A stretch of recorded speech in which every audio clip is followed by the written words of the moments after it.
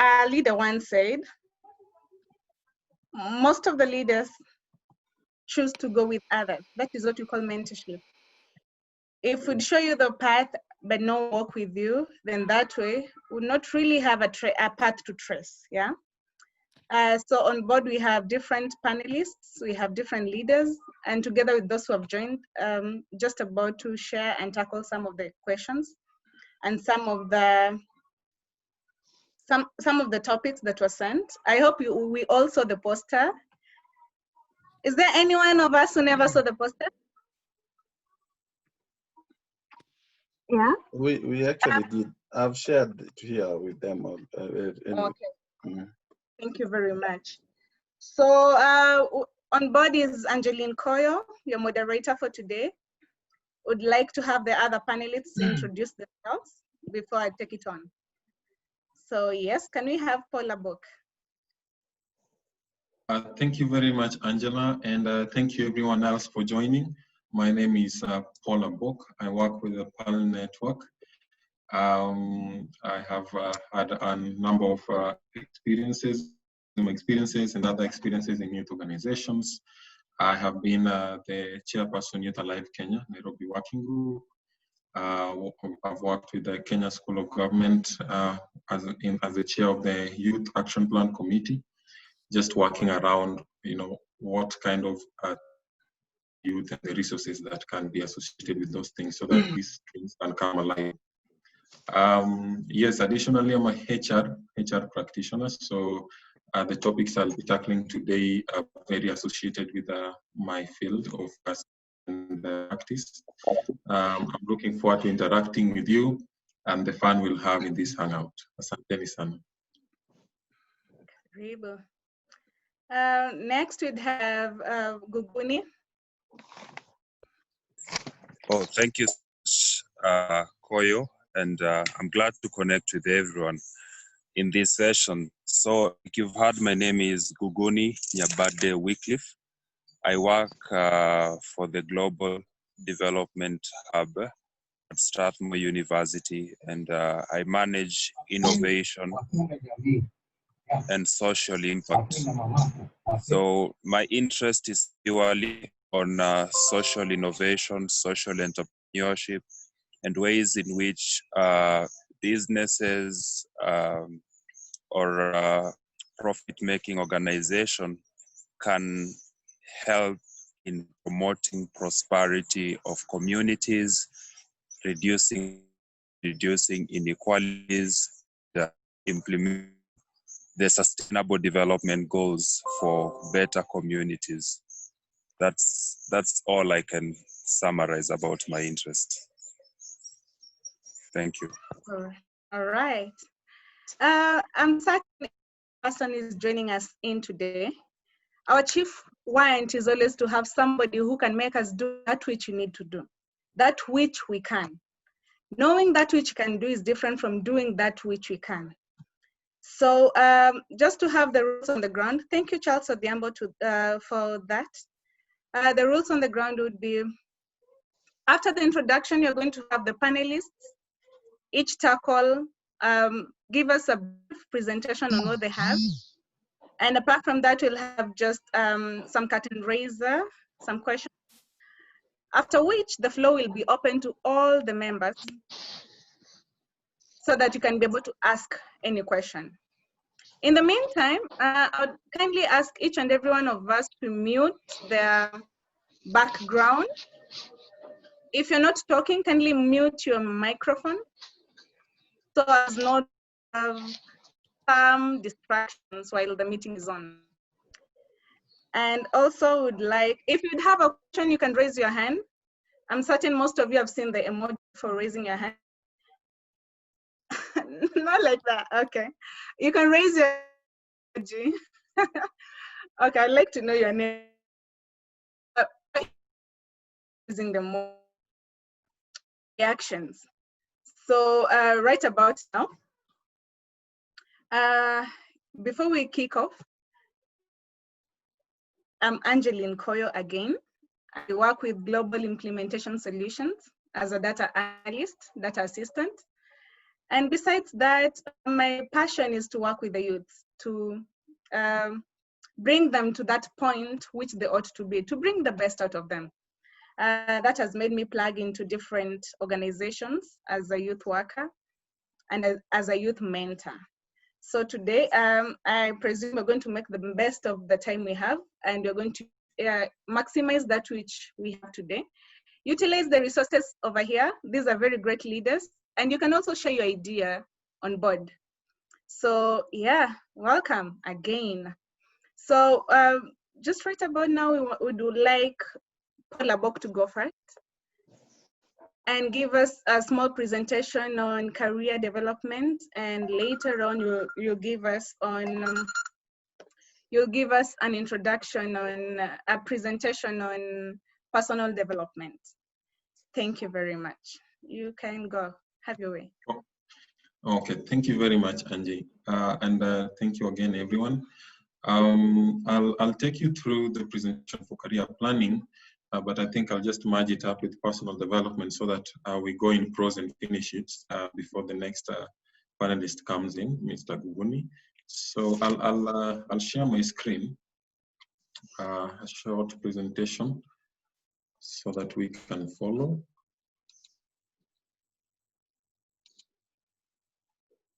Are we able to see?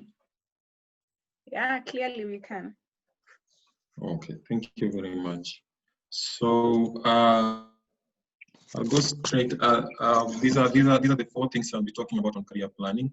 What career planning is, 5 steps of career planning, types of career paths that some people take, and what makes a good career plan. So just a summary before I indulge into the presentation. Career planning has often been it has been something that a lot of people ignore because the focus for most people is let me get a job to do, or let me get something that I can do that I can use to make money or earn from it, and just flow with the tide. But then a lot of people who have succeeded in different capacities have always shown that planning ahead always helped them to achieve what they want in life. So with that said, I'll go straight into what is career planning. It's a deliberate process, meaning you have to decide to plan. It does not happen naturally. Of knowing who you are so that you can be sure where you want to go or what you want to be at some point in the future. So deliberately knowing who you are, helps you do a self-assessment so that okay, I am a student. I have just graduated high school, or I've just graduated from university, or I am out here as a volunteer, or as a job seeker, or as an entrepreneur.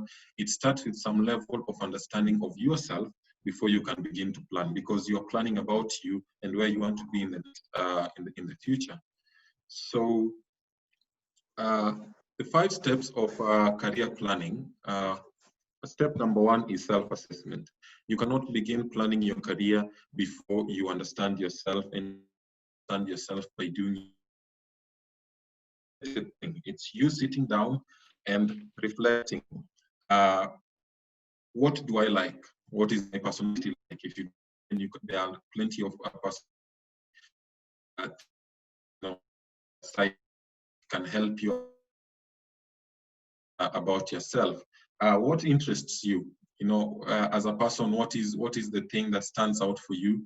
And what needs do you have in life, or basically in career?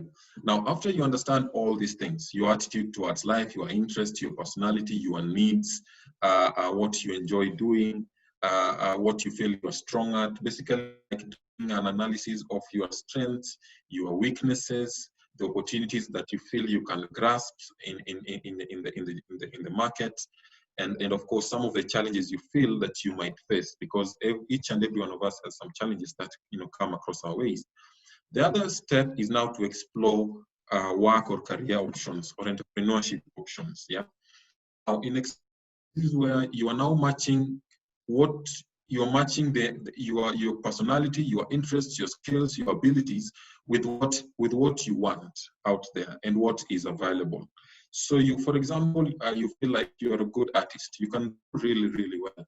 And whenever you draw, you know, it inspires you, you do it effortlessly, then you begin to look outside there for career options. So you look at what career options can allow me to draw, which is something that I like, which is my interest, and can allow me to grow, meaning allows me to do what I like and allows me to grow. And that's where now you explore your career options based on what you already like. If you are into electronics, if you are into vehicle parts, for example, you sell the vehicle parts or fix the vehicle parts, or actually or you know, run a vehicle company where you're selling cars. So that's how you explore yourself, what you want and the available options that are there, and opportunity. Number 3, you narrow down the list that you've already created into some very practical, into a very practical list. I think anyone who is not speaking can mute. Perhaps I could help. Okay, thank you. You narrow down the list, meaning you cut down after you've written a long list of the things that you feel you fit in, the spaces you feel you are passionate about. If you are so passionate about, for example, policies, you want to get into spaces where there's policy. If you're so passionate about youth development, for example, you want to explore spaces that have youth development. If you're passionate about cooking, you know, bakery and stuff, where do you want to put energy? Do you want to be a general chef? Do you want to be a baker? You know, someone who makes bakeries and pastries, or do you want to basically run your own cafeteria? And then after you've narrowed down the list, you know, and explored your limitations, and you're realizing, okay, for these kind of options, I may not be able to do it. This is appropriate to do it, and then those list, and then you decide on the best option. You've already explored, assessed yourself. You have explored your options, narrowed down the list. Now you have 5 strong options that you have. Now, option that you can take. It checks your test, your personality, it checks your needs, it to do. And this is really helpful, mostly when people are choosing the courses. But it does not mean that once you've taken a certain path in education, graduated, you still cannot plan for your career, especially when something that is meaningful. And let me say this: we spend about from the time you leave education, when you're about to enter university, to the time you're about 60, that time, either doing an entrepreneurship role that you like or doing the work that you like. And you know, when you're doing something you do not like of your life, or 4 years of such a waste. So it's very important to plan for your career.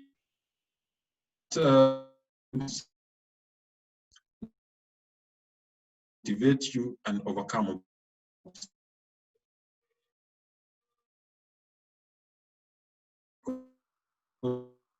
Once you've seen where you want to be as a goal, your solution, I think that, you know, you can top it. If you do not have something to achieve from one to another, and studies have shown that jumping without focus, you know, just ends, you know, you end up growing onwards rather than upwards.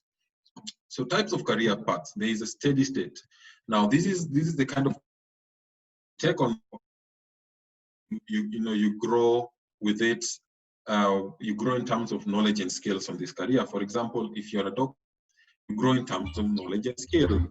The more you practice, the more skills you have, the more they become, the more of a senior surgeon you may be, or it's about lifelong commitment and growth of skills that you grow.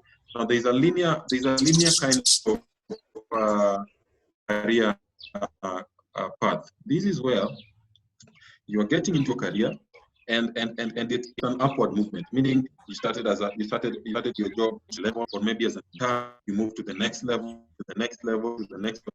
That steady increase of power, meaning the higher you go, the more possibilities come. And this also works with entrepreneurship. You start your business from an introductory point.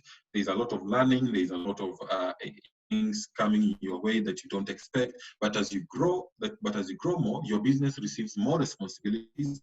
Meaning, if you're into deliveries, you're receiving more deliveries. If you're into production, making more so that you can be able to meet the demand. It grows.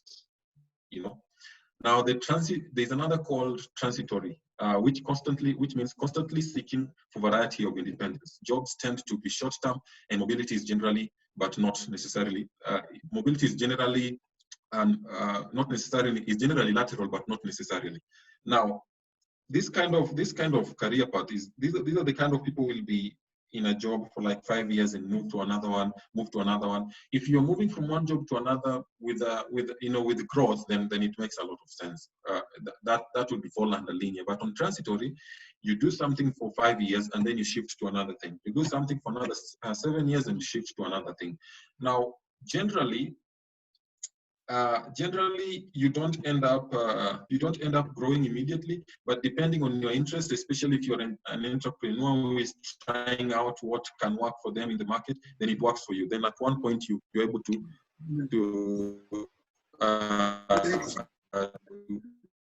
click the junctions. You're able to hit the note and be able to grow. The spiral one is now you're moving in a circle. You are not growing, you're moving from one thing to another, from one thing to another, from one thing to another, moving around the circle. It's easiest momentum in a spiral movement will always tend to go down. Now, I hope we have understood these career paths. Now, given your interest and what you would like to achieve, this will help you decide on what path is best for me. What makes a good career plan? So master plan itaweza. Plan that specific, it's measurable, it's attainable, it's realistic, it's time bound, and it's action oriented. Specific meaning you do not want to be everything at you don't want to be everything and anything at any time. You want to focus your energy in one particular way. In as much as you could be doing everything and anything, all this anything and everything is building it towards a specific goal in life, then it makes a lot of sense. But if this anything and everything you are doing is not channeled towards a specific goal in life, then you're mostly wasting a lot of time. Now, it has to be measurable. You have to feel like you're growing. You have to feel like, okay, this specific career plan that I've taken it's growing at point A, now I'm at point B. That's measurable. You can see movement. You can see the growth pattern. It's also attainable. You have a very career goal that you know and you feel that you attain. It's okay to build castles in the air. Basically imagine things that can happen. But if you can work with people who have experience to really make your goal really, really attainable with the resources that are there, then it makes a lot of sense. Mostly when you have a goal that is not attainable, you get frustrated on the way. And when you get frustrated, that means your career growth is stunted. And when your career growth is stunted, more frustration and depression come your way, and it's not a good place to be. It has to be realistic, meaning this kind of career path you're taking has opportunities in the market, it matches your strengths, and it fits. There's no need to take a career path that you may not be able to attain, or you may not be able to. It's like deciding you want to be a doctor, and you basically know that there are some elements of being a doctor that you don't have, that are required, and you basically don't have. And probably for you to be a doctor, you have to be very, very good in biology. I mean, you have to understand anatomy, and you have to understand how all these processes work. Now, if you're not good in that, but you have decided you want to be a doctor, it becomes a problem. But and the thing is this, someone will say that, someone will mention that with that kind of statement, you're just not giving someone an opportunity. But then if you are genuine with yourself and you know it's something you cannot do, there's no need to let frustration hit you, you know, in the way forward with depression combined. It's a disaster. It has to be time bound, meaning, and this is why in interviews, HRs will ask you questions like, where do you see yourself in 5 years? Now, you can't have a rational answer unless you have a good career plan. And that means it has to be time bound. You're able to see yourself in the next 5 years. You're able to see yourself in the next 10 years. You're able to see yourself in the next 20 years. You're able to time your growth. And it's also action oriented, meaning you are doing it. You are on the run. You are working on it. You're growing yourself. You're building it.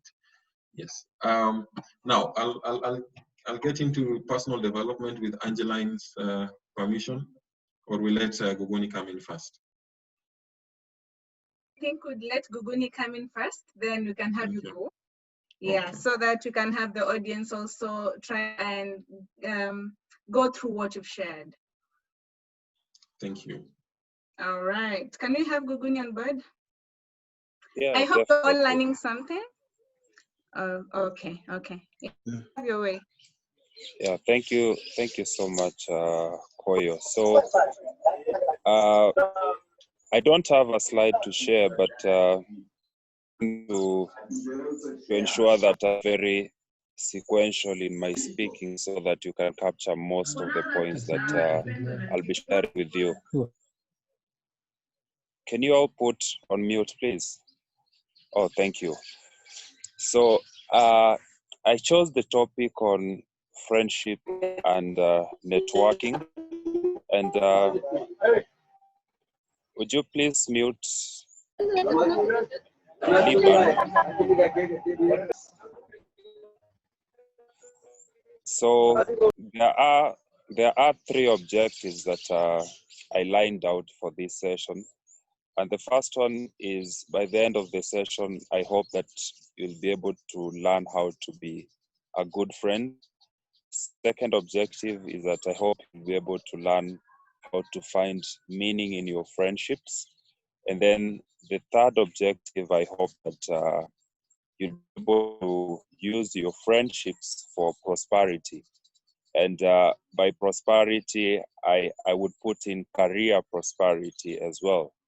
So perhaps if you allow me to ask maybe one person a few questions, I'll pick randomly from the list of the people who I see, if you would allow me. So perhaps I see Adrian Kosgei. Are you there with us?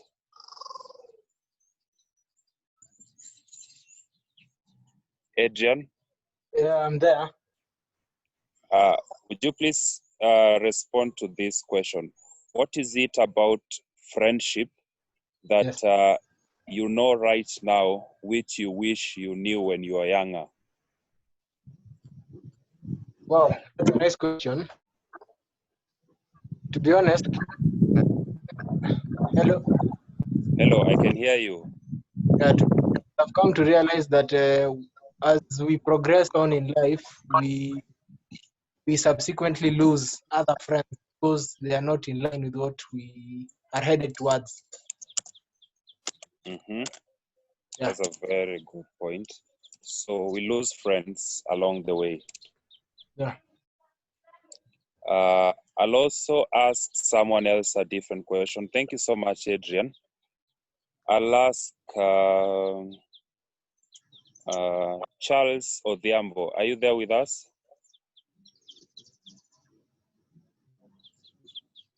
Hello, Charles. Yes, I'm there. My question to you is that who do you describe as a friend and why? Maybe you could think of the qualities that you would think of that you would fit a friend. I go by the simple old adage that goes as a friend indeed is a friend in need. You know, a friend is a person that would always stand there for you, a person who will help you grow, would understand you when you're down and when you're up, but who consistently positive vibes in your life. Who will always pull you down, will always be there for you whenever you are in problems, somebody you can confide with, somebody you can get advice from, and somebody that you can also advise. So it goes vice versa. It goes either way, either way. So you assist the person should also be able to assist you as well. Beautiful. Thank you so much. I mean, you guys are already hitting some of my points already. So I'll ask the same two questions to ladies this time round. There's Clara Masira. Clara, are you there with us?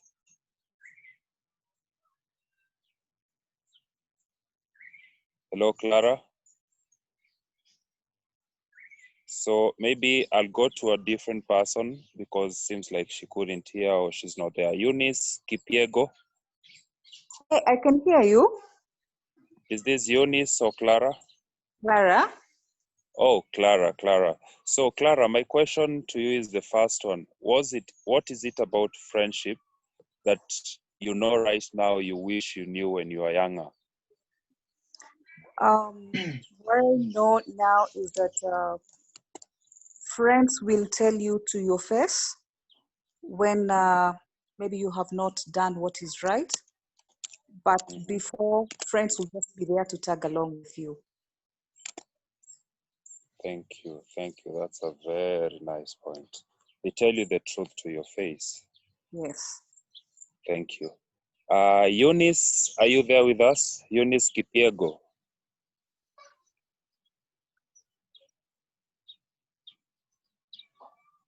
Maybe we could think of someone else. Faith Surgeon.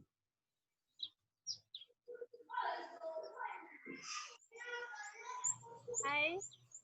Hi, Faith. How are you? Fine, thank you. So, A friend to me is someone that I can confide in. He will tell me what exactly is in his mind, not by sugarcoating or maybe fearing or something, but he'll just give me the right way, even if I am wrong. And if he has, he'll tell me the way it is. And friends comes in handy when you are in need. Okay, thank you. thank you so much. So, those are very good points, and they've gone into the content that I will be sharing with you today. So, I want to mention that friendship in itself, it's a form of philosophy that it's meant to make people have a meaningful life, be it in their jobs, in their careers, with their families, and generally ensuring that you have a beautiful life at the end of the day. And you can agree with me that if you do not have friends, especially during this COVID period, it's a very difficult time for a human being, because probably you are in the home alone. If you don't have people to talk to, you have thoughts to go through in your mind. You have nobody to share with. You end up frustrated. Let's say you are in your job and you want to do some task, and you do not know how to. So you do not have at the workplace. It becomes a challenge for you to grow perhaps from one level to another. So I want to talk about now friendship in the context of career growth. Some of you have got mentors, and perhaps the question that you should ask yourself, this one I wouldn't want a response, is, are your mentors your friends, or are they figures who have positions in your life and their role is just to direct you, but you do not confide in them, they do not confide in you. You're not a friend to them indeed, and they're not your friend indeed. You do not speak the truth to each other. So these are questions that I want you to reflect in the back of your mind as you're talking about friendship and networking, because most often young people want to build a mentor-mentee relationship, mostly for career growth and for their personal development, but they end up having this relationship without friendship involved in the process. So they end up not achieving the maximum value mentor-mentee relationship. So friendship is accidental. And by accidental, I mean that it is not something you're born with. Like, you're not born with a specific number of friends who you should have in life. So you end up acquiring them unexpectedly or intentionally through effort in life. And I want to stipulate like 3 types of friendships. And the first one that I want to talk about is friendship of utility. Utility is anything that gives you value, something that you can use. So this is a friendship that is usually based on benefits, and it's mostly based on mutual benefits, like what value can I get from you and what value can you get from me, mostly in business and in work relationships. So if you're doing business with someone, or perhaps you're doing studies with someone, there's a transactional, it's purely based on this transaction, mutual benefit. And normally they're not permanent in nature, and each party gives something and receives something. And mostly they happen in teams. They are created at the workplaces, in businesses. And you need to create these kinds of friendship. They're important, because sometimes people say that I can't be your friend if it is just for the purpose of us doing business. The truth is that you can be friends just for the purpose of doing business. You both need to know that this friendship is based on business, and it is not normally permanent in nature. So it's based on utility. And once this utility is gone, the friendship comes to an end. So once there's no business, if you had friends at work who you are working with, colleagues, once you are not in that job anymore, normally it dies.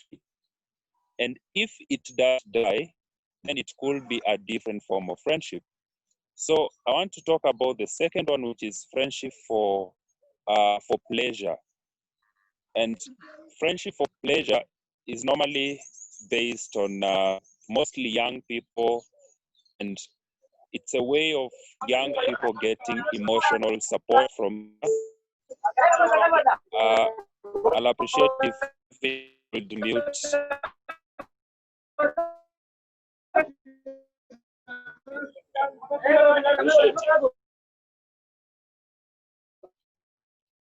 Oh, thank you, Kevin.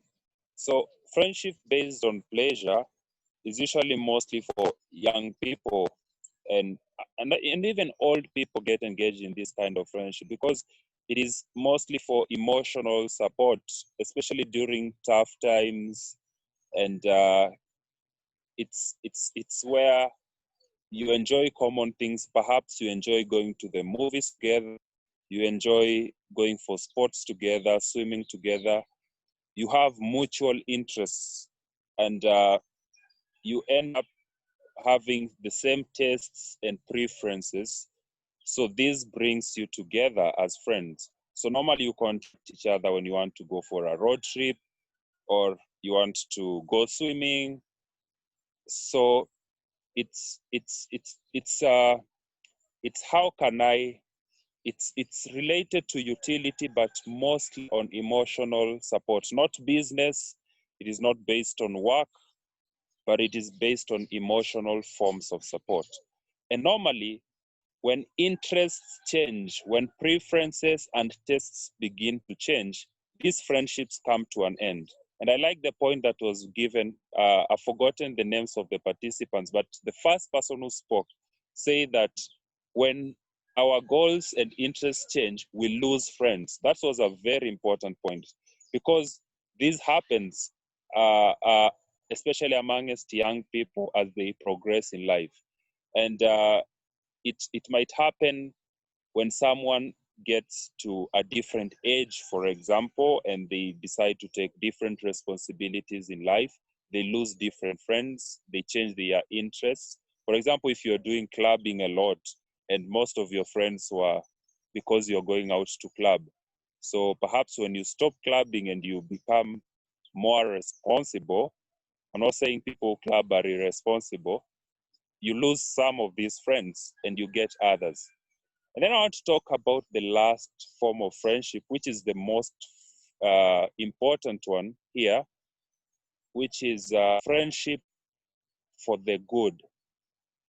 And this friendship is usually is mutual appreciation of virtues. And virtues, I mean, very immaterial things that people value. For example, it could be love for community, like what I like to do, for example. It could be that someone has got a virtue for charity, for example. And normally the qualities are things that have been ingrained in a person and developed over a long period of time. And these are unchangeable things about an individual. And this kind of people stay away from each other for long, but still when they reunite, it's like they've known each other. It's like they've been together like yesterday. So friendship for good is a form of friendship that supersedes utility. It supersedes emotional support, and it goes beyond what you can do to each other into what the two of you together can do to the outside world. And that kind of friendship, it's supported by virtues. And the important virtues that support this kind of friendship is empathy, care for one another, love, and respect. When you have a mentor who you are friends with for emotional support, let's say for pleasure, you notice that the mentorship relationship is normally superficial. Or if you have a who your relationship is for utility, it's purely about work. That friendship, when you end up climbing across careers, sometimes it graduates to friendship for good, or it ends and you forget about them. You acquire another mentor. But if you make a mentorship which is friendship for good, because you share values where both of you and your mentor, for example, can contribute something, and you can be partners in working out something for the value of others, or in nurturing your virtues, your shared virtue, that kind of mentorship relationship ends up being eternal, like it goes beyond utility and pleasure. And this requires intention. I want to talk about three things. Another three things about friendship is that one, friendships vary in depth and quality. So it could be for utility, for emotions, or for good, but it will vary in depth and in quality that each one of you hold in the friendship. And then friendships evolve. You don't build friendship and make it solid in one day. It's a process, and sometimes there are friends who you don't know their families, you don't know their parents, you don't know their brothers and sisters, but there are friends who their mother call you their child, and you call their mother your mother. Like you're so close to your brothers and sisters, or sister and brother. You get what I mean? So they evolve over time and grow. And then friendships have got different intentions. By different intentions, it takes you back to the three accidental friendship where it's either utility, it could be for emotional support, or it could be for good. And then as I reach my conclusion, I want to mention that friendship is an important philosophy to us because it helps us not only to how to acquire good friends, but also to be good friends ourselves. Because you learn how to be a good friend so that you can acquire better friends outside. So the beauty of pursuing friendship is because it causes us also to be good friends and to look out for people who are good friends to us. And then second point that I want to put is that you need to be a good friend to yourself as well. Treat yourself like someone who you are proud of and some good friend to, and you respect yourself. So the more you invest in your learning, you invest in your mental development, in your career development as a good friend to yourself, then you'll be able to share that with others, and then others will be able to reciprocate that to you. So in general, my conclusion is that through friendship, you learn to build good networks, long-lasting networks, because people want to make friends rather than just to know people superficially. And if you make good friends, you have high chances of growing in your career ladder. I have a lot of stories to share about my career growth through friendship, but today is not the day of so many. So I think that is all I wanted to share in the presentation. And I'm looking forward to share much more and to respond to your questions coming in large chunk. Thank you. You're welcome. You're welcome. Just right about now, we'll have back Paul Abok, so as to settle the matter with the presentations. Then we'll take it from there. Have your way, Paul. Thank you very much, Angeline. Thank you for that very detailed and inspiring presentation, Guguni. Now, I think at this point I'll just have my presentation on the background, because if I put it on Zoom, it slows the internet a bit and you can't hear me properly. Angie, is that okay? Okay, that's okay. But we can share the slides later with those who've shared their email addresses. I think it's wise to put up the presentation because of those who can't hear what you're saying. Yeah, we have. Paul, please just put your presentation on. What you could do is use audio instead of having a video of yourself. Yes, Okay. because Yeah, we have others who needed sign interpretation, but exactly. since we're not having one, we can have the screen. Oh, sorry, I forgot about that. Yeah, that would be great. Thanks.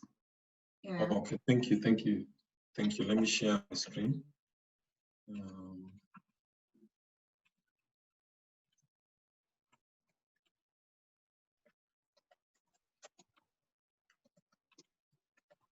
I hope you can see my screen now. Yeah. Can everyone see? Okay, thank you very much. Yes, Let me disable my video. Okay, thank you very much again. Now, on personal development, there are just 4 things I'd like to talk about. I'll add a little more as I progress. One is we'll talk about what personal development is, why you need it, how you can identify your development needs as a person, and identifying learning opportunities that will add value to your personal development. Now, personal development is the planning process of creating an action plan based on awareness, values, reflection, and goals in the context of career, education, relationship, or self-improvement. Now, personal development comes after you have reflected. You have thought, you have taken yourself through a moment of reflection, You have thought about what am I good at? You have even listed these things down. You have listed that I'm good at A, B, C, and D. Probably you're a good singer. Probably you're good at mathematics. Probably you are a good entertainer. Probably you're a good footballer. You're a good basketball player. You have listed all the things you're good at, regardless of whether things that are taught in school or not. And then you have also listed the things you're good at. Maybe you're a good communicator. Maybe you are a good problem solver. Maybe you're a good negotiator. Maybe you are good at bargaining. Maybe you're good at let's say you're good at fixing electronics. You are good in physics. You know, you have listed everything you're good at and what things that interest you. Maybe you are interested in policy. You are interested in making a difference. You're interested in one day owning your own shop of maybe if it's a laundry shop, or maybe a shop that's selling clothes or something. You've put all your interest in one basket, your abilities in one basket, your skills in one, your hobbies in one basket. Basically, consolidating everything in yourself in one basket. Now you're moving to the next step of how do I develop myself, knowing who I am and my limitations. Now, why do you need personal development? One, creating a personal development plan helps you to focus on your goals. Now, you have a vision from what we had learned from career planning, that you have created a goal where you want to go in your career. Probably your goal in your career is the CEO of, let's say, KCB. That's your goal. I want to own my own mobile repair shop, or I want to own my own bakery, or I want to own a hotel, or I want to be the best I can. Probably you just want to be the best the best you can at what you do. You just want to be the best footballer that has ever. Just want to be the best tennis player. Whatever you have thought as your goal, personal development helps you focus on that goal even more, because now you're building your abilities and capacities towards that vision that you see. And they say that if your vision or your goal does not scare you, then you need to look for a better vision. Have visions that really scare you, but are still realistic. Because when someone looks at you now and telling them, one day I'll own an aircraft, or for example, I'll own my own aircraft company, someone will wonder, how does this make sense? Your goal, that's what you want. You have an interest in aeronautical engineering, you have an interest in the aviation space. Number two, having a personal plan helps clarity for the coming days, months, years, and everything. Because without you having a personal development plan, if someone asks you, what are you doing tomorrow? You have no idea, because you are living like you're just living a day at a time. Yeah, you're living a day at a time, and there's nothing wrong with living a day at a time. But if God has given you the capacity and the opportunity to make more of yourself, then kindly just take time to think of what is the next step for me to take. And that's a journey to personal development. It's also a building block to personal development. Being able to plan ahead, being able to plan days. You just don't take anything and everything. When your friends come over and they want you to do something, you keep a plan for that day. You just don't flow by the tide. Yeah, it helps you grow faster and understanding yourself. It also helps you stay competitive in entrepreneurship or the job market. Now, developing yourself and your abilities help you to stay competitive. The only reason why someone you are seated with in the same class, the only reason I think Berna can mute. Berna, you can mute, please. Okay. Yes.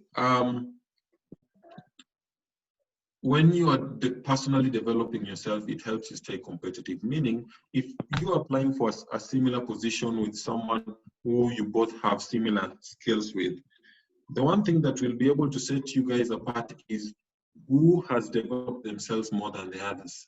Out of the books, out of the papers, who can communicate better, who can solve problems better. who is more of a people's person, who can interact with people better to get the work done. You know, those are the little things in personal development that give us an edge over others. And even in entrepreneurship, once you've built skills like solving, you've built skills like bargaining, developing something, you know, you've innovated something. These things help you stay competitive in the market. If you are not building yourself personally, then even your entrepreneurship suffers a little, or even more. It also motivates you to achieve your set goals and objectives. As I said, it helps you achieve your goals and objectives. Once you have given yourself an opportunity to grow yourself, it motivates you, it drives you, it pushes you towards the right direction. Identifying your personal development needs. Now here, this is the part where you're very sincere with yourself. What is it about me that I want to develop, and why do I want to develop it? And I'm developing it to achieve what? Some people just want seniority. They just want to be senior. You know, they want to be the biggest. They want to be the biggest thing that has ever been seen. They want to be the bosses. You know, that's all their goal. Some people just want to be the best that they can be. You want to be the best footballer ever. You want to be the best singer ever. You want to be the best at what you can, at what you can be. Some people want to make a difference. That's the area with which they want to develop themselves to reach. They want to make a difference. Probably these are people who want to solve issues that we have in the society. They want to solve the issue of hunger, the issue of floods, the issues of disease, the issues of infrastructure, just issues within the society. And you realize that these issues exist in different aspects that you can fit in any way that you'd like, as long as you have chosen that as your field. To make more money, it has nothing to do with making a difference or being the best they can be. They just want to make more money so that they can live a lavish life. That is fine. That is your goal. That is what you want to achieve in life. But then with what angle do you want to approach this? Because you will end up being really frustrated if that is the only focus that you have in life, and then it doesn't work. After a whole lot of years, after a decade or 2 decades, you have still not made the much money you have always wanted to make, because you're probably chasing the wrong thing. And they always say that chase value and then money will be attached to it. Build self-esteem. Now, some people are in a place where all they want to do in their personal development journey is to build their self-esteem. And this can be a very deep subject, because some people's background has really affected their self-esteem. And this is something that they're struggling with. In as much as they are good in paper, they can't express themselves, and it's a challenge to them. And this can be one of their personal development goals of need. And now they need to take that on a journey, slow by slow, and build their self-esteem, speak up their mind whenever they want to speak up their mind, and not feel like anyone will be prejudiced towards them, and just express themselves freely without caring of whatever anyone thinks. And that is into self-esteem. The problem people with self-esteem issues have is that you're always anticipating people's actions whenever you are going to express yourself, and that's a problem. Delete those expectations from your mind. Just speak because you feel like you have a point to pass across. Speak because you feel like they need to hear your voice. They think about what. The other thing is identifying learning opportunities. One, you observe trends. I'm a graphic designer. What is the new trend in Adobe? Which level of Adobe are people using? Is it a 5, Adobe 6, whatever that is? What is the 21st century looking like? And this also be innovative and think, okay, if this is the trend right now, for me to be able to be competitive, what kind of trend can I introduce that will still be acceptable by this, by the market that you're looking at? Solving a problem. You want to learn something new by solving a problem. Probably you want to create a manufacturing industry that can be able to supply people with masks at the cheapest cost. or maybe you want to start a mobile application that can help link people with, let's say, nannies, so that they don't have to go looking for them. You know, you're solving a problem, but then you're learning an opportunity for yourself. Finding gaps in the marketplace. You're looking at the marketplace, what is being offered. We have Coca-Cola, we have Pepsi. Why is it that we can't have our own African soda? And you also, you know, to create your own kind of brand and your own kind of thing. Or maybe you exist brand where one is making furniture from already made furniture, and you feel like you can create a locally made furniture that's still as competitive and still as good. You know, you're just looking at and being able to identify gaps. And this is very easy once you understand yourself. You've done your assessment, plan, you understand yourself, you understand where you want to clear vision. Innovation, I've spoken about that. Education.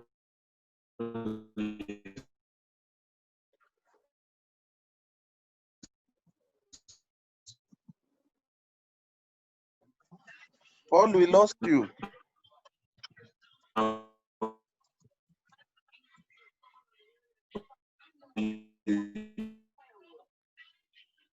Paul, I think we lost you. You make a that I want to learn. Hear me? Yes, now we can hear you. Now we can. I'm clear. Did I lose everyone? The past sentence started just 2 minutes ago. Okay, okay. Now, I talked about finding gaps in the marketplace, and I say that once you are good yourself and understood your environment, it's easy to get into those opportunities in the marketplace. And there's innovation. We cannot live without creating new trends, especially with the situation we are in right for COVID-19. We ought to think about innovative ways that the world can live after the and also education, taking deliberate steps, literally going to school or enrolling for a course or enrolling. Or there are people who are doing CPAs and CFA due to their skills. There are people who are doing languages just to add a new value to their skills that will make them competitive. It's important to add all these things. Now, there's one thing there's one aspect of personal development that I think I have to mention, and this is personal development in line of spirituality and physically. Now, we cannot talk about personal development without talking about our spiritual being. It's important that as a believer, you always connect with your spiritual being, and just to the level that you feel propels you or you feel you. So it's very important that you connect with God in whatever aspect that your spirituality lies. It helps with personal development. It helps building skills like humility and everything. The other thing is physical development as a personal development approach. We cannot desert our body because these are the elements we want. These are the elements that help us think. These are the help us move, help us become innovative. And if God has blessed you with a good and a healthy body, keep exercising. Try and exercise and adopt a routine, especially in much as we are on a partial lockdown right now. Put your body into exercise just to make it active. And the last part and the last bit, it was spirituality and mental health is the last one. Spiritual, physical, and mental. Now, mental is where you just increase the value of what you know by reading more and listening to more people and listening to things that are to contents that help build your intellectual capacity, so that you can sit in meetings and reason with people, so that in your business you are able to give proper direction, things that help grow your business as a person, things that help build your career, things that help build your talent, it's important to be on a continuous mental practice and mental growth. Yes, it's all that for now, and in the last statement is translate your vision into reality. So whatever you're thinking, it's your vision in talent, your vision in entrepreneurship, your vision in the employment sector, your vision in finance, your vision in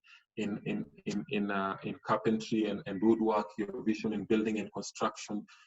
Whatever thing that you have set your mind to do, seek to translate it into reality, and God will help you get there.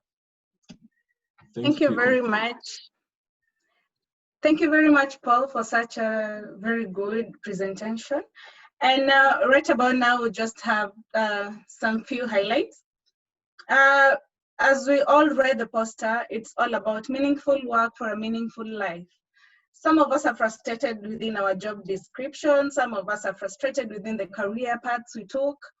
And this was just a wake-up call to have each and every person give their best in whatever jurisdiction we are in. And besides that, enjoy what you do and make meaning out of it.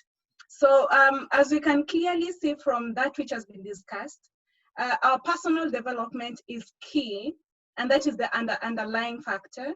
That also informs our friendships and networking, which will in turn also inform our career planning and development. Yeah. And so right about now, I would just like to pose a question out there to the facilitators. How do you stand out as a person? How did you stand out? That goes to Paul and Guguni. Can you give practical steps on how someone can stand out? What would make you different from another person? What would make that employer choose you over another person? What would make you be suitable for the job? Yet we have very many graduates in the field. We have very many people with diplomas. We have different people interested within the same sphere. So what would make you stand out? What really made you stand out as a person? All right, over to you, Paul or Guguni. Either of you can go first. Oh, thank you. I would like to go first because Paul has just finished speaking right now for him to take a glass of water. So, what makes me stand out? That's a very short but difficult question, I must say, because as human beings, we have this kind of challenge where we want to stand out. At the same time, we want to fit in. Like we want to be part of a society and part of something. And at the same time, we want to look unique and look very, very different. And I would mention that every aspect, I would consider most of the aspects of my life that have made me stand out is the ability to determine the value within a situation, within a project, within relationships, within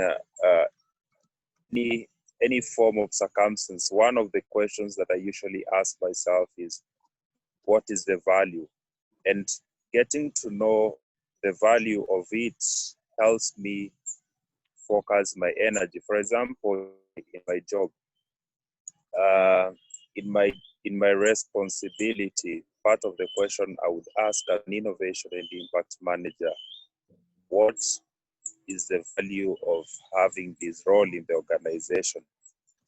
What is expected of them?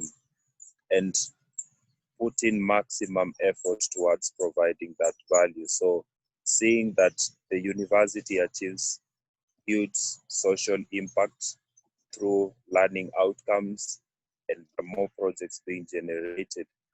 And if you're able to determine values, even in a networking session, you have a chance to go into dinner, having conversation with people who you are looking to meet. You yourself, what is the value for you and what is the value to them as well. Most people in networking sessions, they only want value for themselves. Like, can you give me a job, or can you offer me an internship, or can you give me this and this? Sometimes you need to flip the coin and think, what is the value that that person is looking for? Perhaps you have skills in statistics and you could ask, can I help you do that project in this and this manner? I could provide this and this value to you. And somehow the relationship or success is built around the value in situations. My ability to identify values in situations makes this time. Okay, thank you, Paul.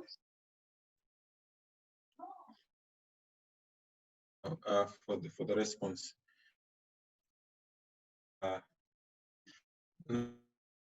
For me, from a HR perspective, one, and also from a personal perspective, from a HR perspective, we are in where being extraordinary longer choice, it's a requirement, because opportunities are very scarce and they're very limited. So for you to stand up, you really have to go at the extra mile.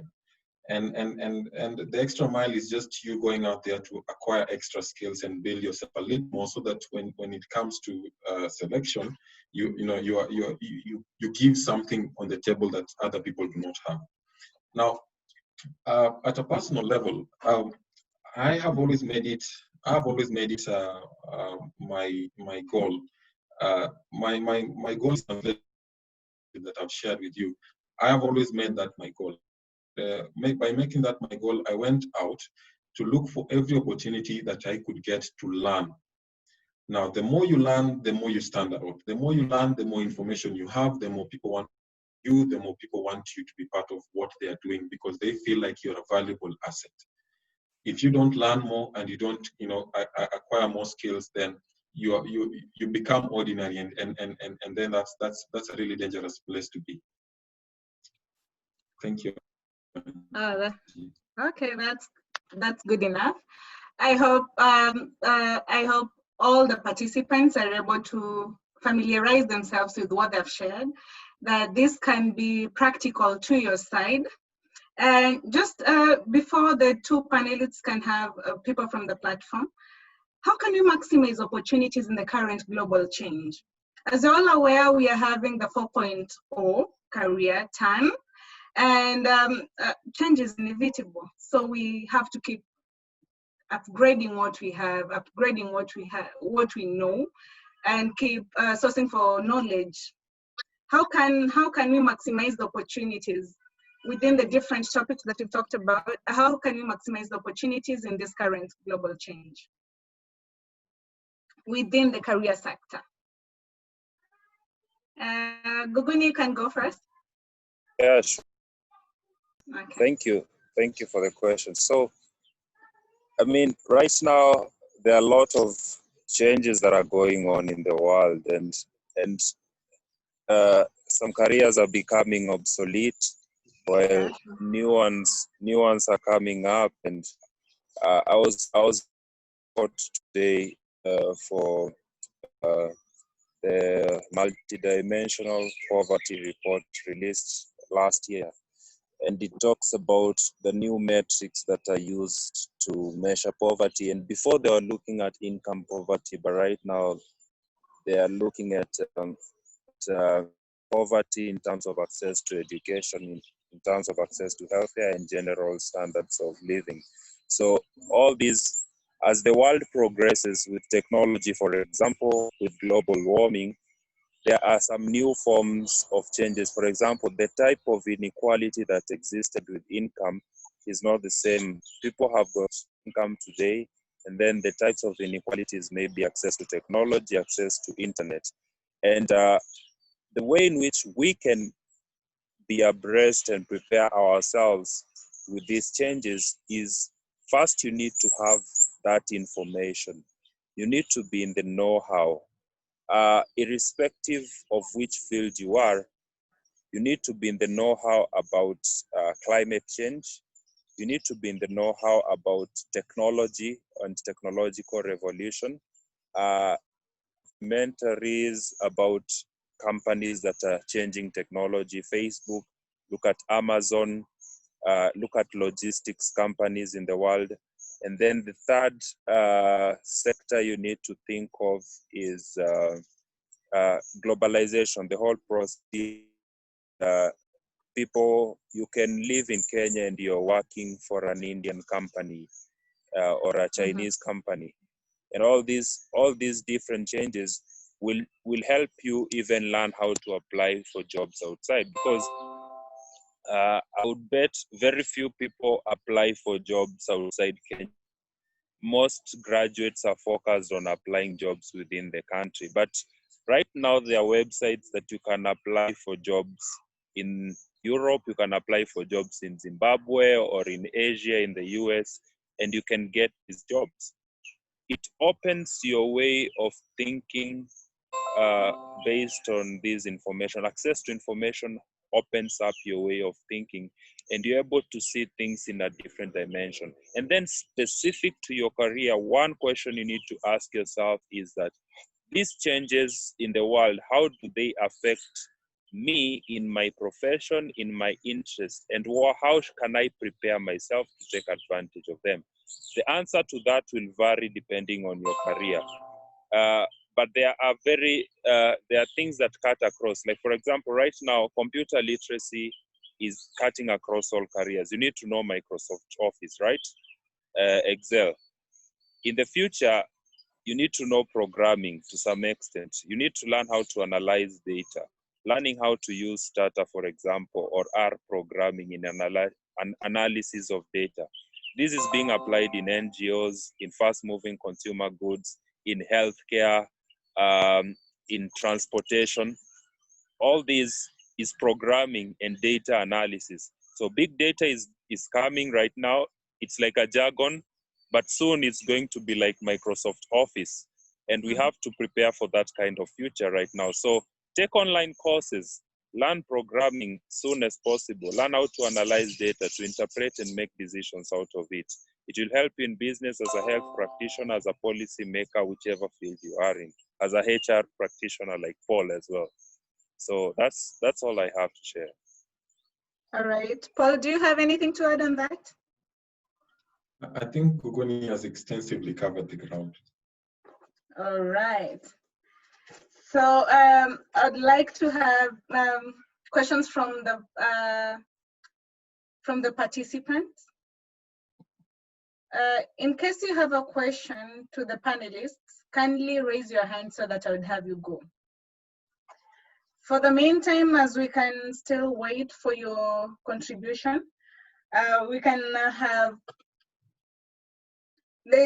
I'm not certain if this has been answered. Somebody requested to know, how can one develop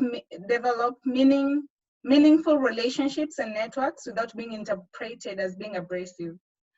Guguni, did you answer that? That was targeted to you.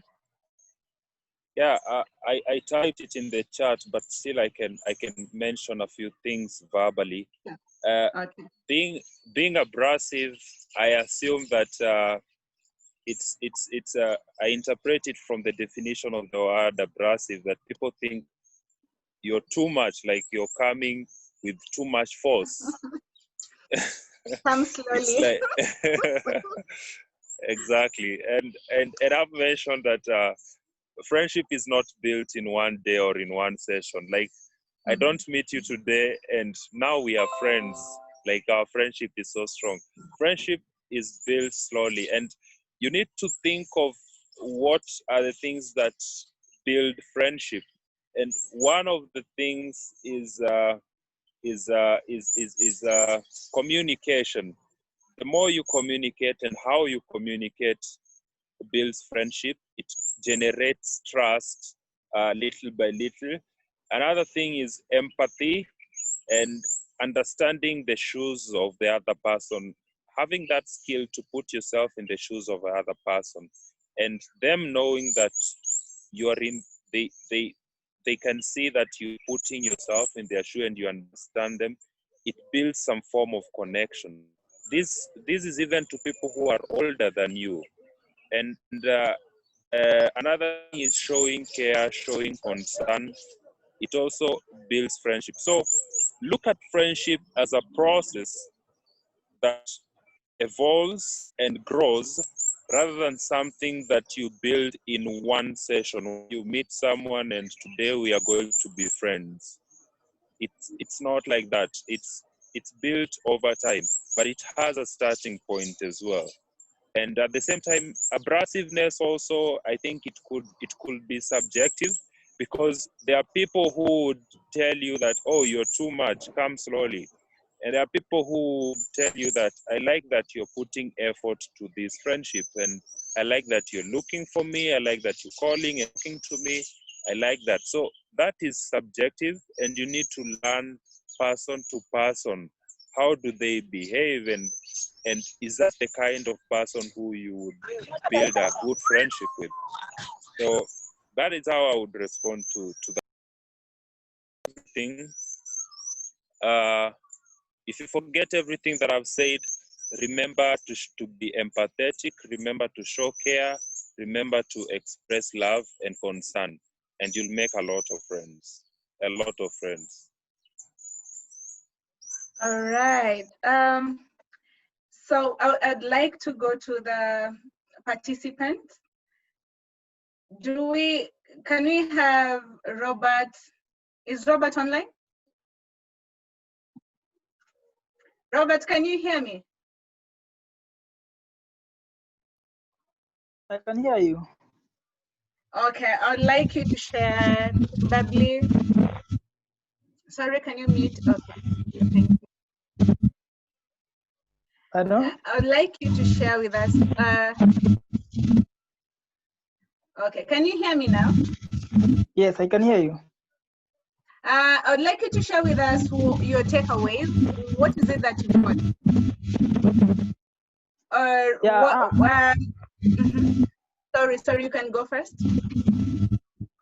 Yeah, I have a few of things I have taken from the meeting, and I have learned how friendships are made, how people connect, how people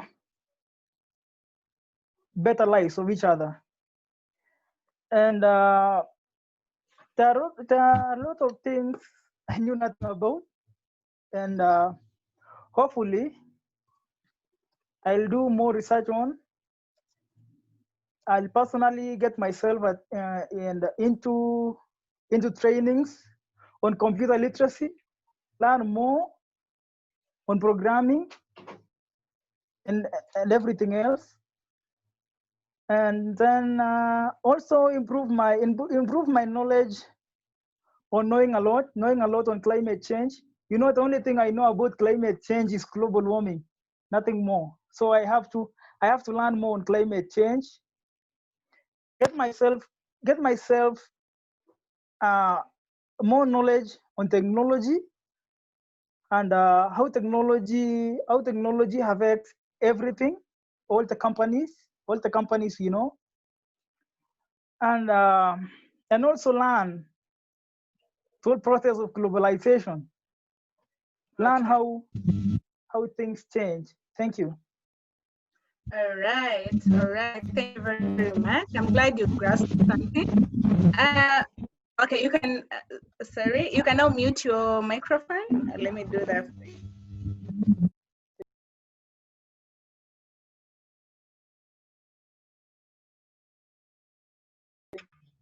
Angie, you've muted your microphone as well. Muted yours instead.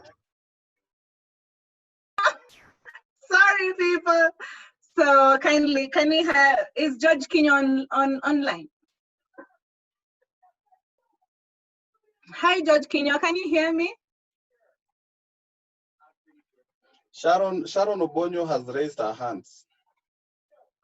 Yes, Sharon, we can have you go first, then we can have Eunice Mutahi later. Yes, Sharon, you can go first. Hello. How are you? Hello. Hello. Yes, We can hear you. We can hear you. You can hear me? Yes. My question goes to Abok, and there are two in Pleasure. The first one, what are the steps to career planning? And then the second one, relation between career planning and personal development. All right.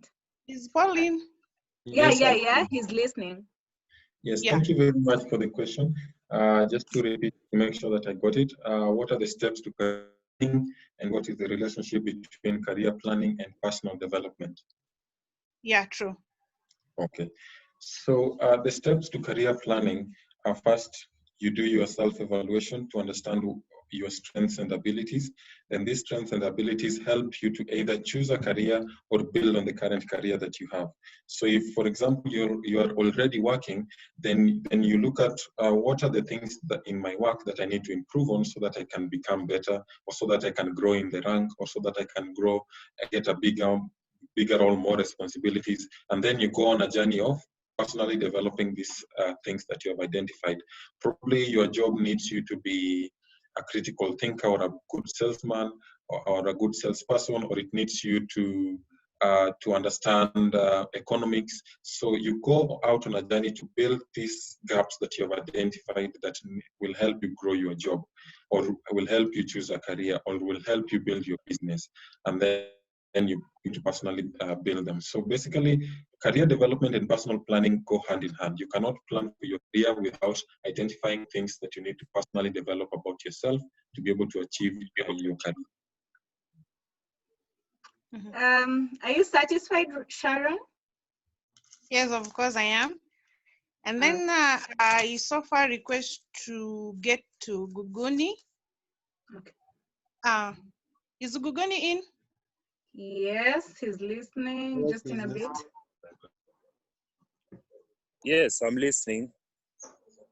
Guguni, under friendship in complex of on career growth, you mentioned 3 types of friendship, and that was based on utility friendship, good friendship, and you also mentioned friendship for pleasure. So what actually can drive one to choose either of the options, and based on what factors can one consider in place?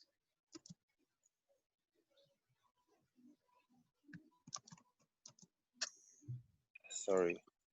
Okay. Sorry. If I've gotten your question clear, just let me know if I rephrase it well. You would like to know what will determine someone's choice of friendship? Yeah. Okay. So purely it will be determined by the value that they're looking for and what they would like to achieve. For example, I want to tailor make it to career, because you've asked specifically with relation to career development. And career development is different from job, because when you're working, you have a job in an organization. Perhaps you would build friendships with colleagues based on utility for mutual benefits, and perhaps you're taking a course together, you decide to be reading books every week together, you decide to be sharing ideas on.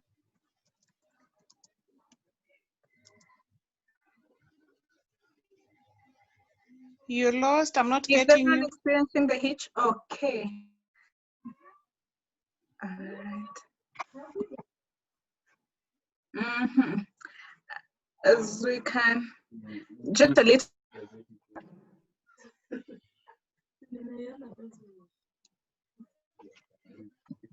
We lost Guguni. Okay. Online. Have been noted down, Sharon. We can have someone share a short experience on how their field has, as we wait for him to come back. Questions. Eunice Mutai, you'll just have to wait a little bit. Yeah, Yes. I think Joseph Ochego had something also. Okay, Joseph will be coming to you in a while. So right over now, can we have there's someone who raised George? Is George around?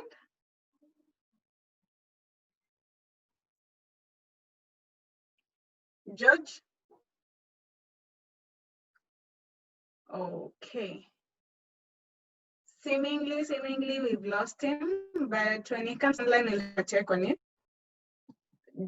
Joseph Ochengo, yes. Is there something you want to share with us?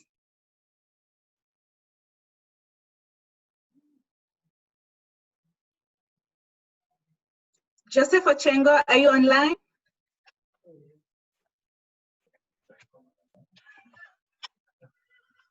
We could start with Alvin Daniel, because he's also raised his hand.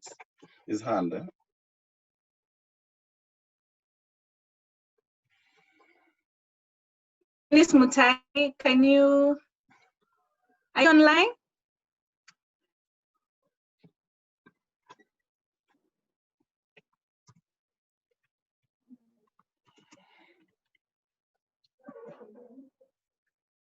Eunice Mutahi. Okay.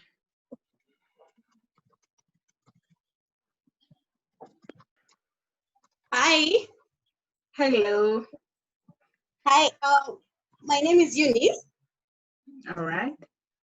And my question actually was directed to Guguni. Now that he's away, I think Paul can answer. Okay. So my question was in this developing scenario where we need to learn so many things about data, about analytics, about big data, about evolving. What are the best practices to keep you focused and not, sometimes you start learning something and then you realize you need to learn something else, and then you realize you need to learn something else. So sometimes you get confused in between. To make sure that you focus and you finish what you started. Yes, Paul, you can have the go. Thank you, Eunice, for this question. If I can rephrase it, you are asking whether how can someone still remain focused in as much as they're learning new trends such as data analysis and management and everything. So when you're learning things about data, and you're learning about programming, and you're learning about analytics, all those things, and you're learning about IT, you want to learn these things and center them towards what you're doing as much as possible. So that if you are an artist, you're learning computer, but you're learning computer systems that will help you draw online, for example. If you are HR like myself and I'm learning data, I'm learning how to analyze mass employee data, how I can generate reports, how I can generate performance graphs.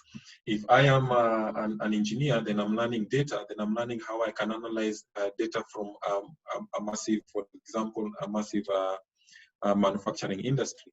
And how can I analyze this data? How can I code my systems to help me achieve my engineering objectives as an engineer? If I am a journalist, then what kind of data do I need to analyze? I need to understand, for example, analysis of data,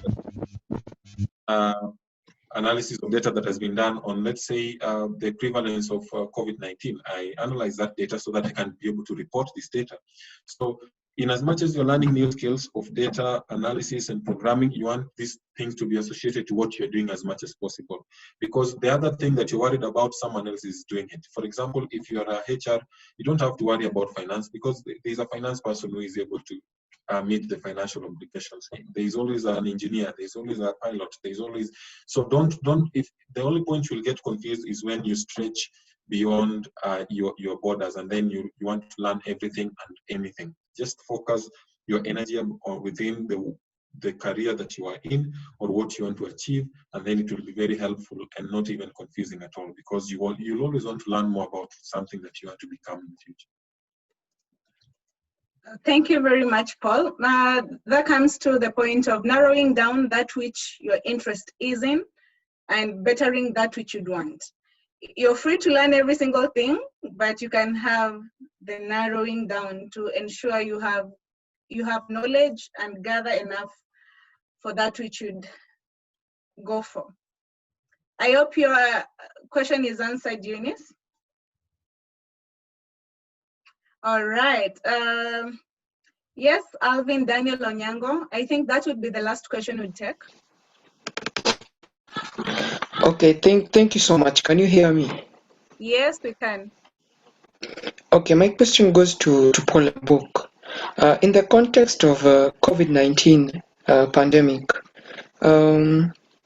how has career planning been interrupted by this situation, and what are some of the areas that youths can venture on in respective to career planning? Thank you. Thank you, Alvin. I'll just reiterate your question to make sure I had it okay.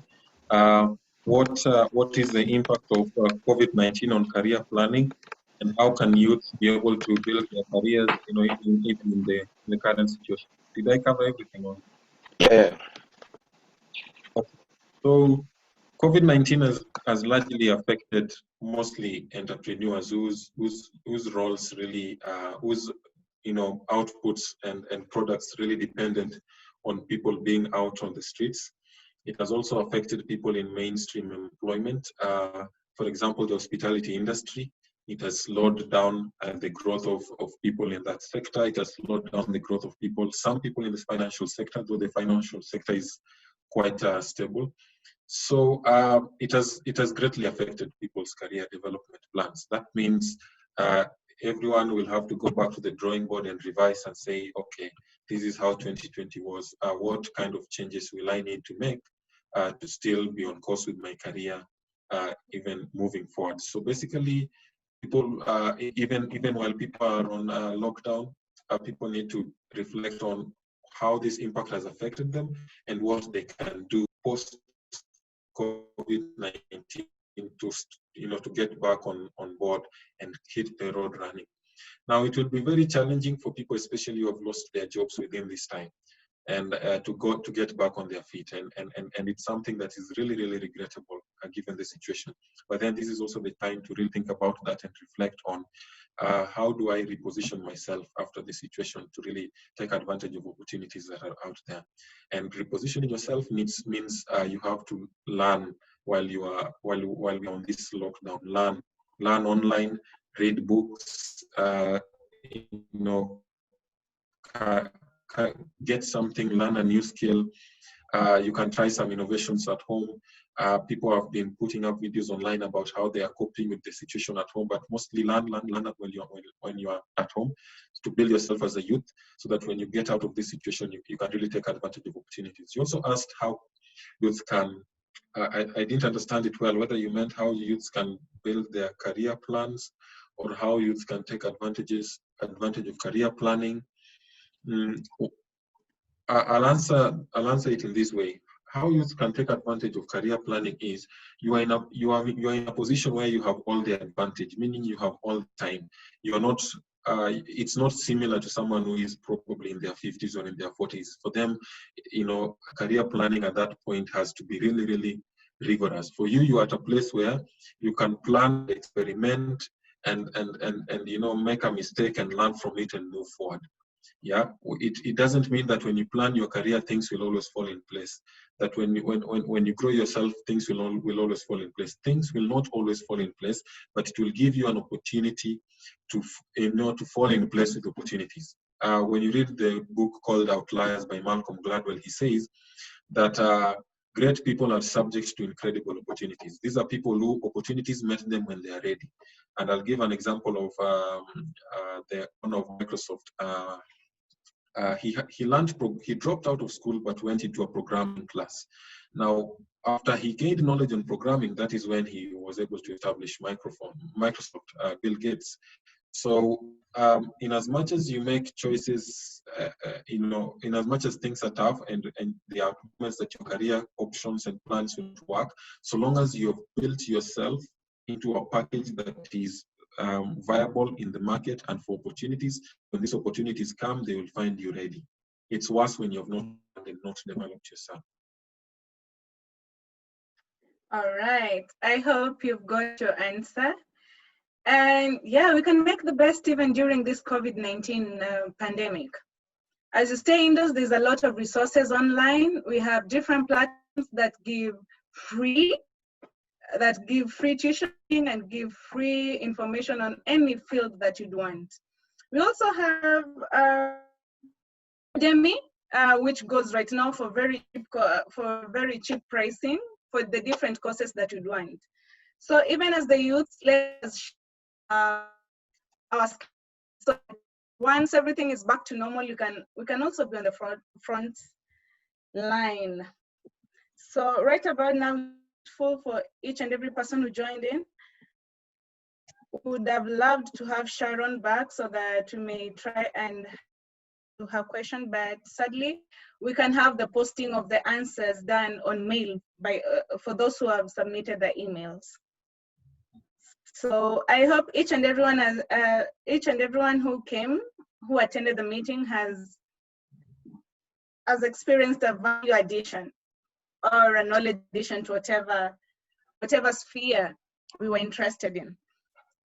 So we'd like to call Purity Ngina on board for a short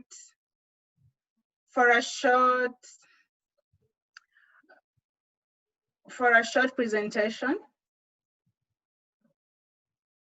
Okay. Purity, Yes, yes. Okay, thank you. Have the go.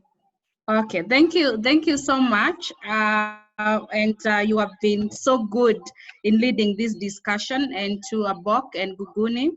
So I won't have much to say. I just want to say we are grateful to the people who have made this possible.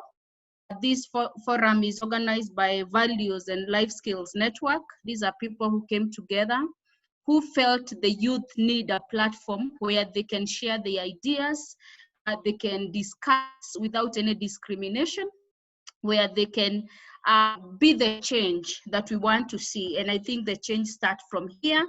And I was just thinking about the many discussions we have had. And one of the things,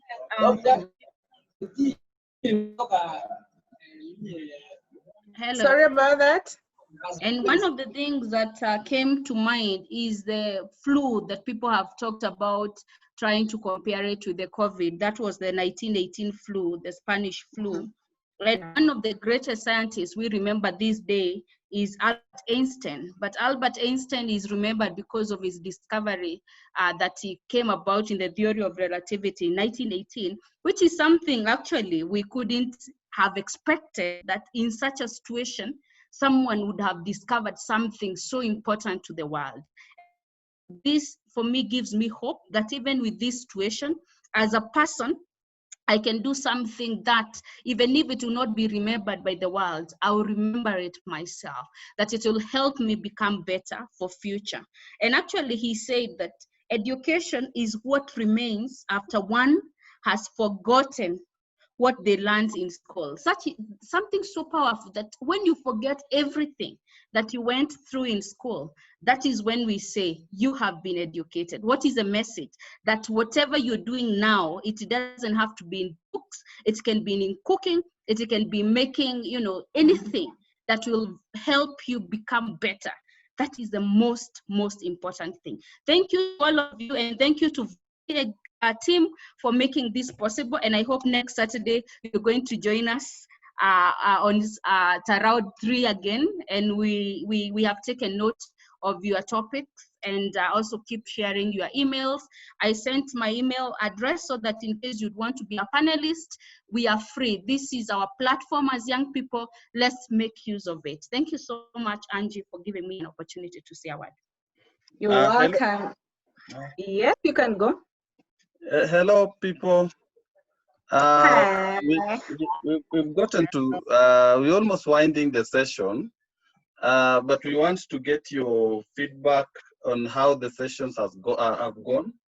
So there's this small 3-question evaluation form that we want to fill together. So what I'd expect all of us to do is go to Google and type in menti.com. You can minimize your window. Yes, you can minimize your window and go to menti.com. Once there, you can type these words that are the figure that is here, 728213. 728213.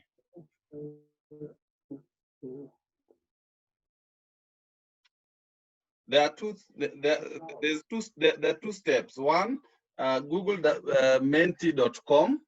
Once you're on menti.com, you'll be asked to join a presentation. On the presentation, you type in 728213, and it will redirect you to this question.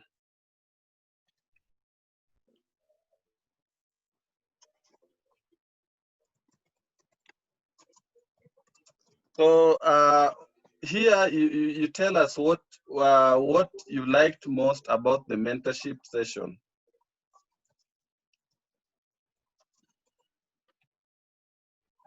Yeah, I can see the answers coming. Keep them coming.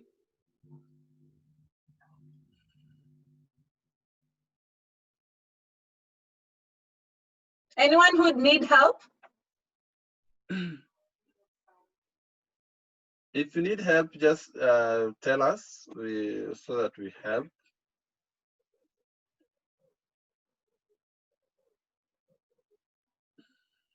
And once you've responded, you'll see your answers on the screen. It's a real-time response platform.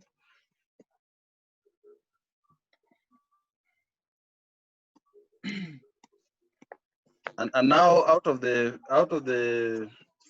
people that we had, 8 have responded, 9 now.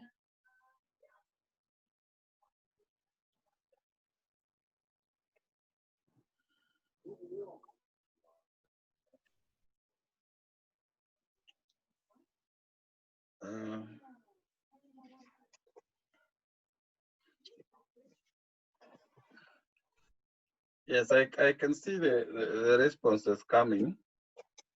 Let's keep them coming before we can move to the other 2 questions and wind up.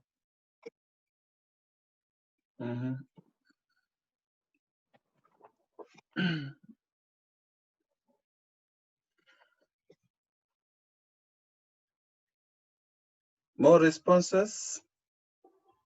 Yes? No?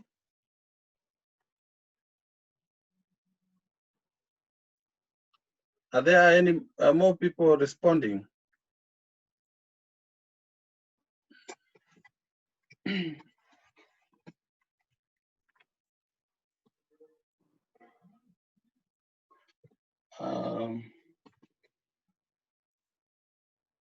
If we get to 20, then we will move to the next question.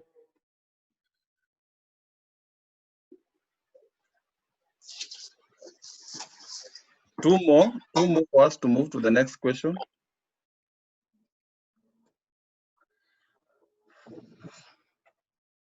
Two more.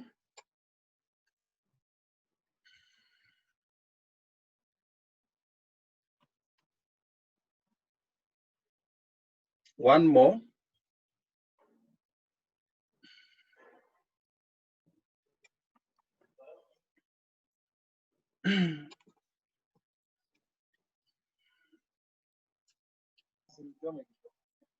One more response, then we move to the next question.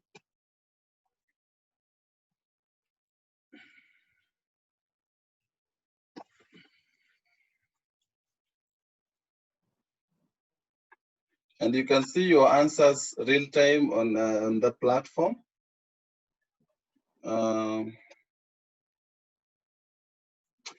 Okay, now since we've gotten to 20 responses, then we're going to move to the next question.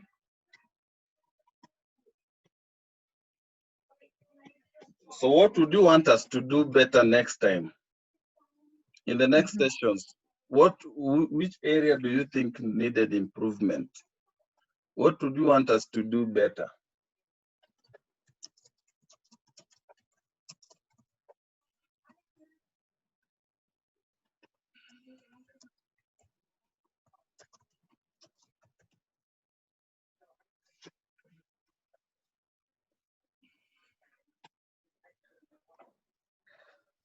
Any responses?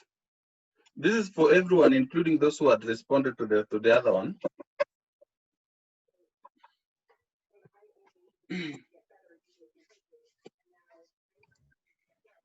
I can still stick to the time slotted for the call.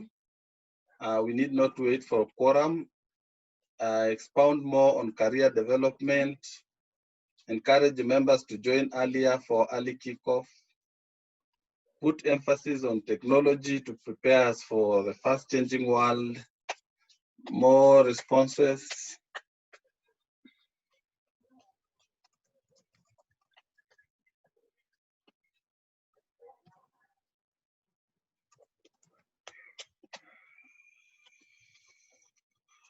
Get more interactive as possible, i.e. include the participants too and engage them. Yeah, we'll change.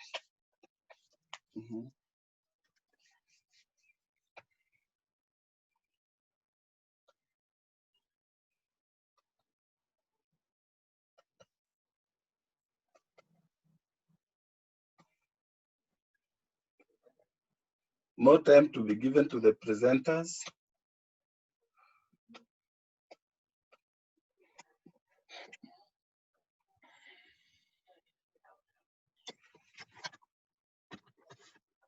Perfection on the education on career development and how one can start his or her business. In light of social inclusivity, let's have everyone on board and be sensitive to PWDs. Yes, this one we're going to take care of. Create breakaway sessions and group sessions within the call for better interactions. And there are more responses down here. It was good. I enjoyed the sessions. I enjoyed every bit. My only plea is to have a shorter meeting for maximum concentration. Okay. Provide platforms where we could receive mentorship at professional level. Use more visual presentation. Venture more to topics that affect the youth in the current situation. The topic of career planning was well laid out, but I'd like for a connection between academia and career. How can students fully utilize academic involvement while transitioning to their respective fields? The sessions are too long for a weekend. Yes. 5 more. 5 more.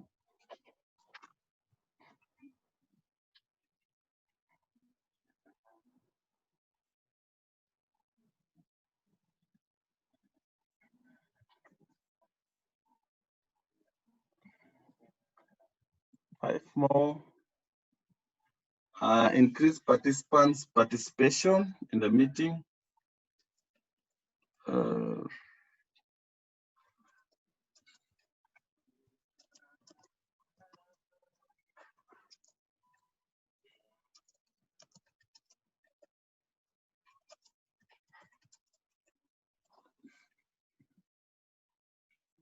Any more, or should we move to the next?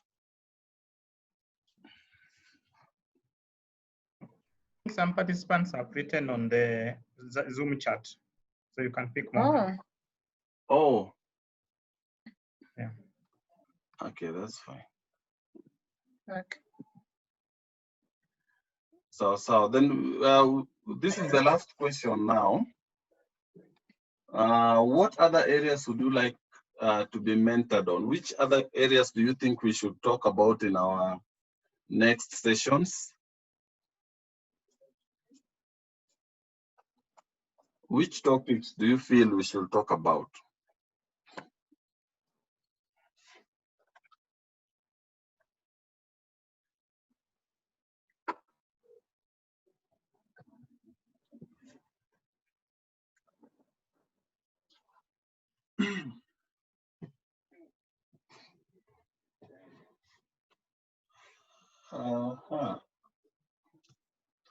Response, emotional intelligence.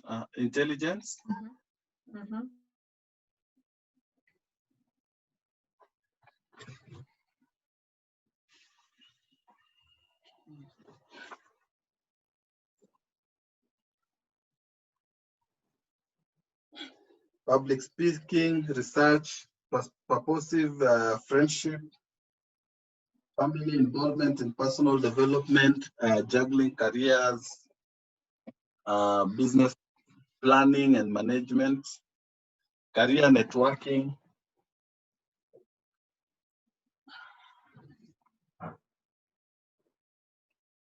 matters mental health, futuristic strategies, communication skills and networking, relationships, self-improvement, financial breakthrough, safety, health and fitness, mental exercises, youth and their finances. Let us have some fun and have a cooking session. I would love to cook like everybody else. I think this is peer pressure. We can look into that as it goes hand in hand with mental health. There's career assessment test for recruitment.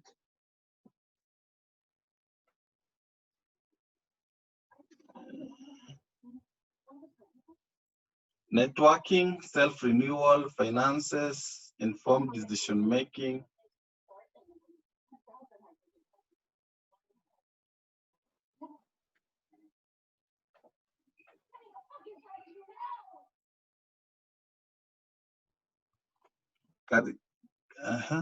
Networking, okay.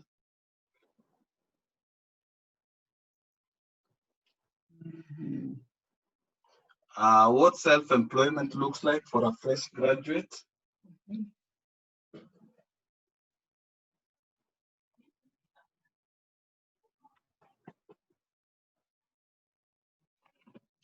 Okay.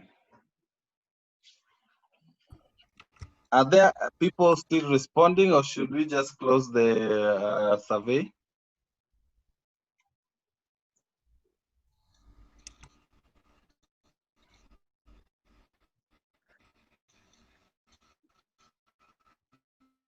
I think that is a good number so that you can also keep time. Yes. We can proceed if you're done. Yes, we are done. We can proceed. Actually, close down.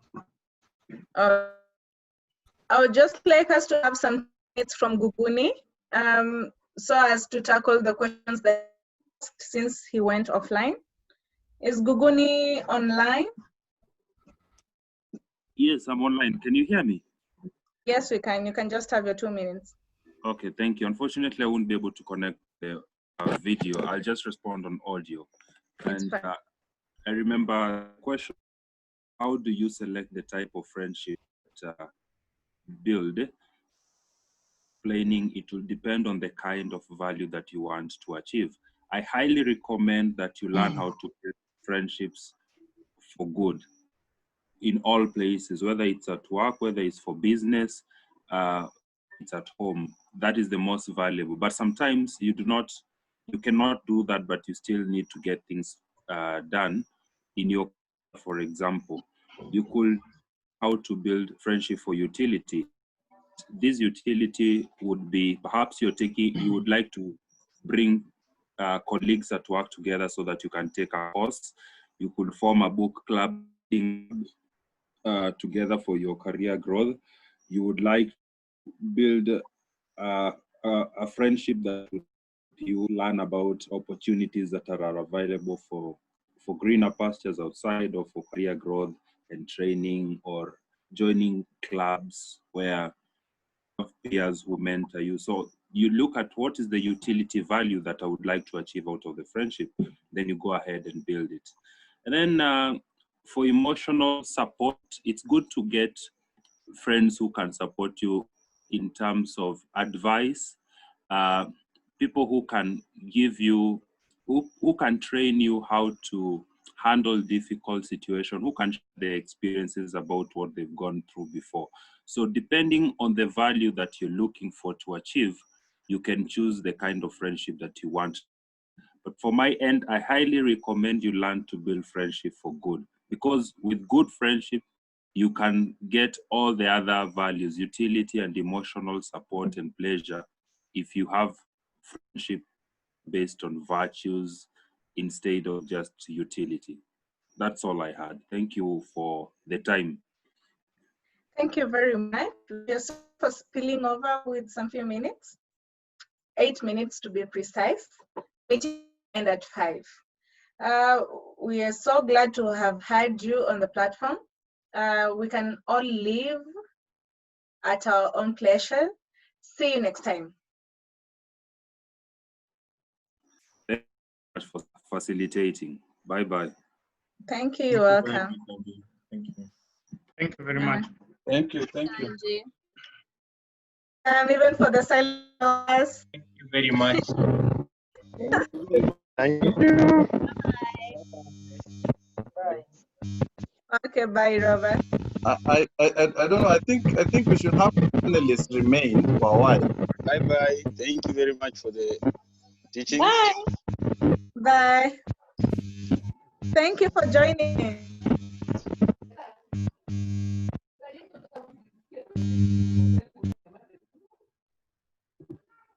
Yes. So what are you saying? I was saying I think we should have the panelists remain for a while as the others leave. Yeah, sure. Walter. Yes. We should also hear Kina Koigi. Yeah, Kina Can see Koigi. them. Kina Koigi wanajua the gist. Wanajua. Asiongoje kuambiwa anajua. I can see Faith Selgon. I can see Linda. Linda has just left. Linda amekimbia haraka aje. Faith Selgon, Koigi.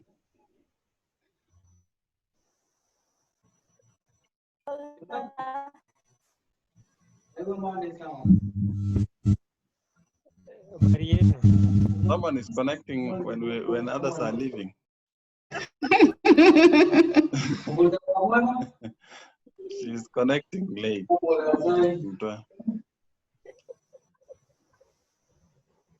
Koyo. Yes. As the co-host, unaweza kuwa unatoa wengine tu so that we don't wait longer. Okay. Atatoa kina nani?